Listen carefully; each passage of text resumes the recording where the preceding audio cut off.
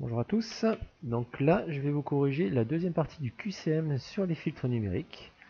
Donc un filtre numérique est caractérisé par l'équation de récurrence suivante, donc yn égale 0,5 xn moins yn moins 1. Et donc première question, la réponse impulsionnelle du filtre est 1 demi, 1 quart, 1 huitième, etc. Voilà, donc QCM, donc c'est le deuxième QCM. Yn est égal à 0,5 facteur de xn moins yn moins 1. Et donc on vous demande la réponse impulsionnelle. Donc en entrée, vous avez une impulsion. Donc une impulsion, ça veut dire que x, donc c'est une impulsion unitaire. Hein, donc x0 est égal à 1. Et ensuite vous allez avoir xn qui sera égal à 0 si, enfin pour toutes les autres valeurs de n. Donc si n est supérieur à 0. Donc n égale 1, n égale 2, etc. Donc pour calculer la réponse impulsionnelle, on va calculer les éléments les uns après les autres. Donc ça, on en est au petit a. Donc on va remplacer dans l'équation de récurrence n par 0. Donc on va calculer y0. Donc y0, ce sera 0,5 vecteur de x0 moins y indice moins 1. Donc x0, on vient de voir que c'était égal à 1. Donc ici, y0 sera égal, et donc yn-1 égale 0. Hein. D'accord, il n'y a rien eu encore en sortie. Donc ça fait 0,5 fois 1, donc ça fait 1 demi. Ensuite, y1, donc je remplace n par 1, ça va faire 0,5 facteur de x1 moins y de 1 moins 1, c'est-à-dire y0. Ok, donc le x1, comme c'est une impulsion en entrée, ça vaut 0. Le y0, c'est le 1 demi que nous venons de voir précédemment. Donc le résultat, ça va être 0,5, donc 1 demi fois 1 demi. Et donc, et avec le signe moins devant, donc ça va faire moins 1 quart. Ensuite, si on continue, donc on va ici calculer y2. Donc y2, ça va être 0,5 facteur de x2 moins y1. Donc x2, ça vaut 0. y1, c'est le moins 1 quart que nous venons de trouver. Donc ça fait y2 qui est égal à 0,5 fois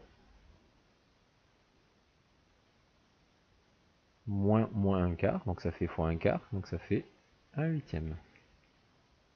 Voilà.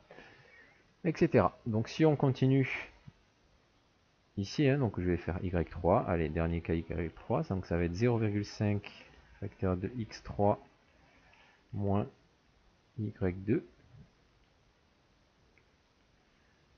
Donc x3 vaut 0, y2 il vaut 1 huitième. Donc au final, ici, on va avoir 0,5 fois moins 1 huitième. Donc nous allons avoir moins 1 seizième.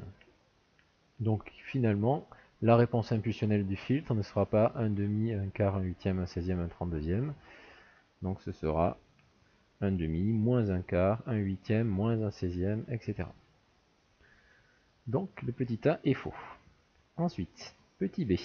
Donc petit b, la transmittance du filtre est égale à h de z égale 0,5z sur z moins 0,5. Donc pour déterminer la transmittance du filtre, on va partir de l'équation de récurrence. Donc yn qui est égal à 0,5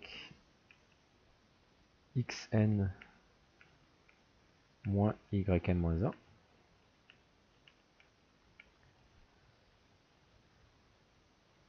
Et donc on va, à partir de ceci, faire la transformer en z.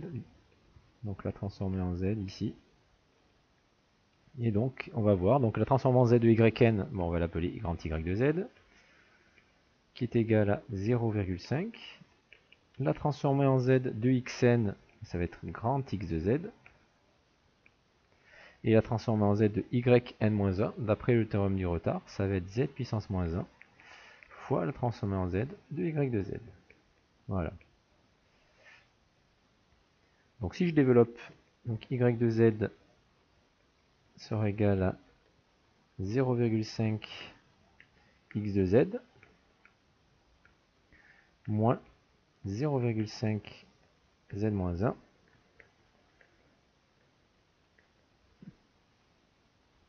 y de z. Donc pour déterminer la transmitance en z, je vais exprimer donc y de z en fonction de x de z. Donc je vais passer tous les y à gauche. Donc on va voir y de z plus 0,5 z moins 1 y de z qui sera égal à 0,5 x de z.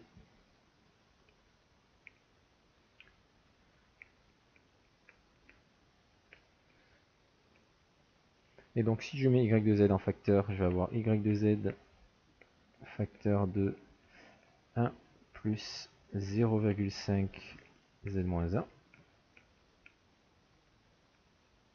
qui sera égal à 0,5 grand x de z. Et donc mon rapport grand y de z sur x de z, donc je vais l'obtenir ainsi, donc grand y de z divisé par grand x de z. Donc ça c'est ce qu'on appelle la transmittance en z, donc on a appelé au niveau de l'énoncé h de z. Donc grand y de z sur x de z, donc je vais avoir 0,5 divisé par 1 plus 0,5 z puissance moins 1.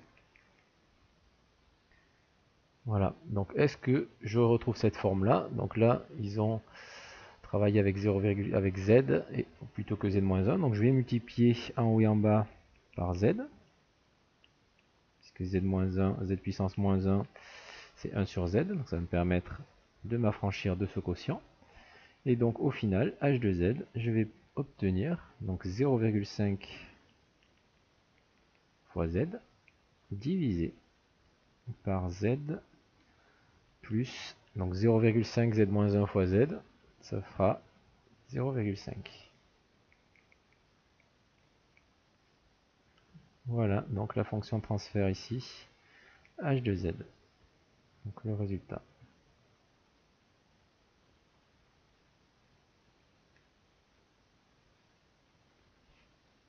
Donc je ne trouve pas tout à fait ce qui est donné ici, puisque là, il y a un moins 0,5 dans l'expression qui est proposée. Moi je trouve un plus 0,5. Donc ce filtre est-il stable? Donc petit c. Donc je vais peut-être l'écrire là-haut. Donc le petit c, ce filtre est-il stable? Donc vous savez qu'un filtre sera stable uniquement, donc petit c, uniquement si ces pôles sont en module inférieur à 1, c'est-à-dire sont situés à l'intérieur du cercle de centre unité. Donc là, ici, le filtre, donc soit on prend ceci, donc on a un pôle qui vaut 0,5, soit on prend ma formule, on a un pôle qui vaut z égale moins 0,5. Ce sont les valeurs de z qui annulent le dénominateur. Donc dans les deux cas, il y a un seul pôle.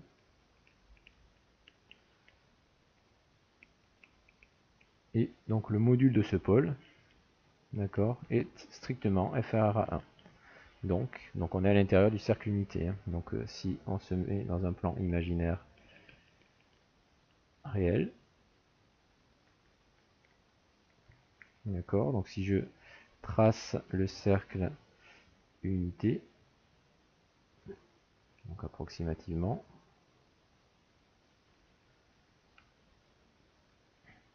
donc mon pôle, donc soit on prend z égale, comme dans leur énoncé, 0,5, donc soit on a z égale 0,5 ici, donc c'est un réel positif, soit on prend z égale moins 0,5 ici.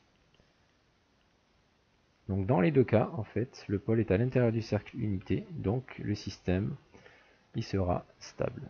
Donc le filtre, il sera stable. Voilà. Donc dans le petit c, on a par contre, on va pouvoir valider leur réponse, le filtre est stable, oui. Voilà, merci de m'avoir écouté. Et donc à très bientôt pour une nouvelle vidéo et notamment la réponse à la suite de ce QCM.